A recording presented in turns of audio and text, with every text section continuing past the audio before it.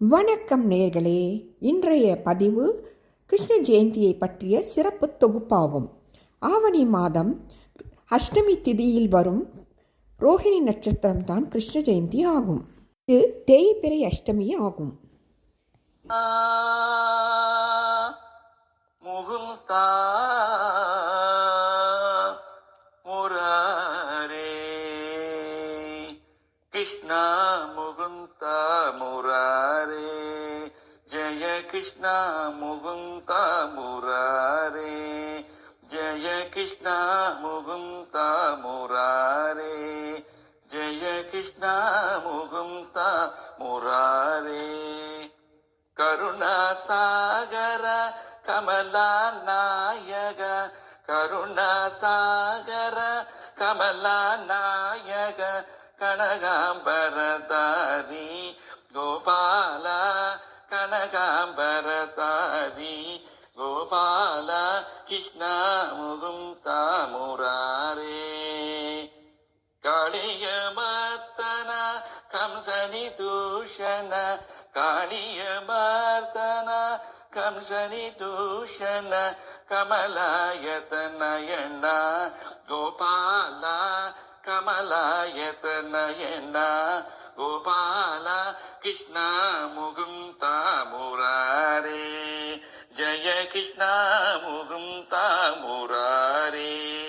ஸ்ரீகிருஷ்ணர் புராணங்களில் வரும் கதாபாத்திரம் மட்டும்தானா என்ற கேள்வி சில நேரங்களில் நமக்கு எழும். அவர் உண்மையாகவே பிறந்து மகாபாரத போரினை நடத்தி தர்மத்தை நிலைநாட்டினாரா என்ற ஆய்வுகள் கடந்த பல வருடங்களாக நடந்து வருகின்றன. கண்ணா கண்ணா கருணை என்னும் கண் திறந்து காட்ட வேண்டும், காவல் என்னும் கை நீட்டி காக்க வேண்டும்.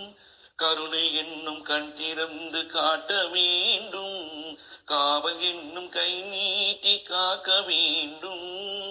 கனிமழலை குரல் கொடுத்து பாட வேண்டும், கண்மறைந்த தாயும் அதை கேட்க வேண்டும்.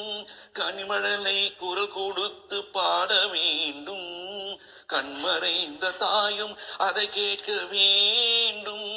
கவலைகளை உன்னிடத்தில் தந்தேன் கண்ணா, கருணையே அருள் செய்ய வருவாய் கண்ணா.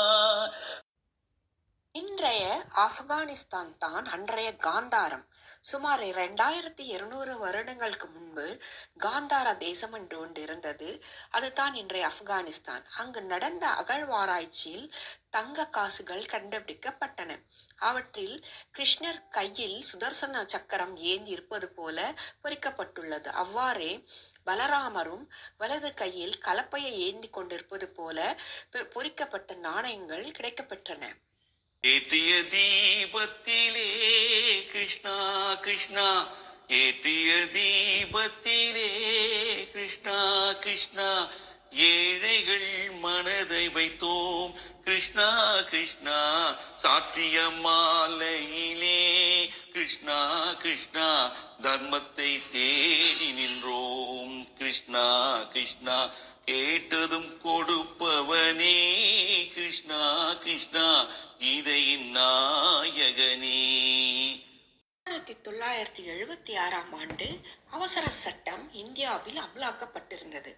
அப்பொழுது மகாபாரதம் ஒரு காவியம், அது உண்மையான நிகழ்ச்சிகள் அல்ல என்று சில செய்திகள் பரவின.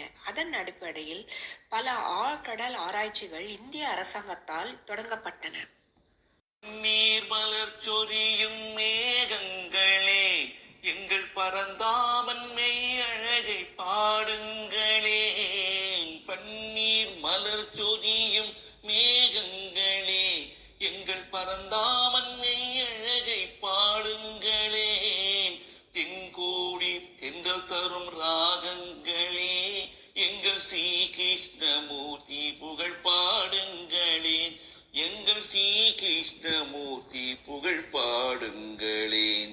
புல்லாங்குழல் கொடுத்த மூங்கில்களே, எங்கள் புருஷோத்தமன் புகழ் பாடுங்களேன். பாரதம் உலகில் உள்ள 65 மொழிகளில் மொழிபெயர்க்கப்பட்டுள்ளதாக கூறப்படுகிறது. கிருஷ்ணர் சுமார் 125 ஆண்டுகள் வாழ்ந்ததாகவும் மகாபாரத போர் நடந்து 36 ஆண்டுகளுக்கு பின் காந்தாரி சாபம் செயல்பட்டது. இதனால் அவர் ஒரு வேடவனின் அம்பால் கால் கட்டை விரலில் தாக்கப்பட்டு இறந்தார். காற்றினிலே வரும் கீதம், காற்றினிலே வரும் கீதம், கண்கள் பனித்திட பொங்கும் கீதம், கல்லும் கனியும் கீதம், காற்றினிலே வரும் கீதம். பட்டமரங்கள் தளிர்க்கும் கீதம், பண்ணொளி பொங்கிடும் கீதம், காட்டு விலங்கும் கேட்டே மயங்கும் மதுர மோகன கீதம், நெஞ்சினிலே நெஞ்சினிலே இன்ப கானலை எழுப்பி நினைவழைக்கும் கீதம், காற்றினிலே வரும் கீதம். இன்றைக்கும் தெற்காசிய நாடுகளாகிய கம்போடியா, பர்மா, தாய்லாந்து நாடுகளில் மகாபாரத காவியம் படிக்கப்படுகிறது. கிருஷ்ணர் மகாவிஷ்ணுவின் அம்சம் என்றும் அழைக்கப்படுகிறார். கன்னத்திலே கன்னமிட்டு மன்னவன் போல் லீலை செய்தான் தாலேலோ, பின்னலிட்ட கோபியரின் கன்னத்திலே கன்னமிட்டு மன்னவன் போல் லீலை செய்தான் தாலேலோ. அந்த மந்திரத்தில் அவர் உறங்க, மயக்கத்திலே இவன் உறங்க, மண்டலமே உறங்குதம்மா ஆராரோ, மண்டலமே உறங்குதம்மா ஆராரோ. ஆயர் பாடி மாளிகையில் தாய்மடியில் கண்டினை போல் மாய கண்ணன் தூங்குகின்றான் தாலேலோ. கிரேக்க மொழியில் எழுதப்பட்ட புத்தகங்களில் மகாபாரதம் பற்றிய குறிப்புகள் உள்ளன. மெகசனீஸ் எழுதிய இண்டிகா எனும் நூலில் மதுரா நகரை கிலோபரா என்றும், யமுனை நதியை ஜியோதீஸ் என்றும், கிருஷ்ண புராணத்தை கேலோய் குரா என்றும் குறிப்பிடுகின்றார். கிரேக்க இலக்கியங்கள் மற்றும் ரோமானிய இலக்கியங்களில் கிருஷ்ணரை ஹெராகிலாஸ் என்று அழைக்கின்றனர். சுமார் 2000 ஆண்டுகளுக்கு முன்னே இலேயோடரஸ் என்பவர் கிருஷ்ண பக்தராக இருந்தார் என்றும், அவரை தொடர்ந்து பல்லாயிரக்கணக்கான மக்கள் கிருஷ்ணரை தங்களுடைய கடவுளாக ஏற்றுக்கொண்டனர் என்றும் கூறப்படுகிறது. அழைத்தவர் குரலுக்கு வருவேன் என்றான் கீதையிலே கண்ணன், பார்ப்பவர் கண்ணுக்கு தெரிவேன் என்றான் பாரத. குஜராத்தில் இருந்து சுமார் 25 மைல்கள் தொலைவில் உள்ள காம்பே வளைகுடா அரபிக்கடலில் உள்ளது. அங்கு எண்ணெய் ஆராய்ச்சிக்காக சென்ற ஆழ்கடல் வல்லுநர்கள் ஆழ்கடல் சில கட்டிடங்களை பார்த்து ஆச்சரியமடைந்தனர். அங்கு சுமார் 3000 ஆண்டுகளுக்கு முன் பழமையாக வாய்ந்த மண்பாண்டங்கள் மற்றும் விலை உயர்ந்த ஆபரணங்கள், அரண்மனை போன்ற கட்டிடங்கள், இடிந்த கோயில்கள் கடலுக்குள் இருப்பதை கண்டனர். நங்கூரம் மற்றும் நகரத்தினர் அமைப்பு கொண்ட மாளிகைகள் ஜலசமாதியாக இருந்தன.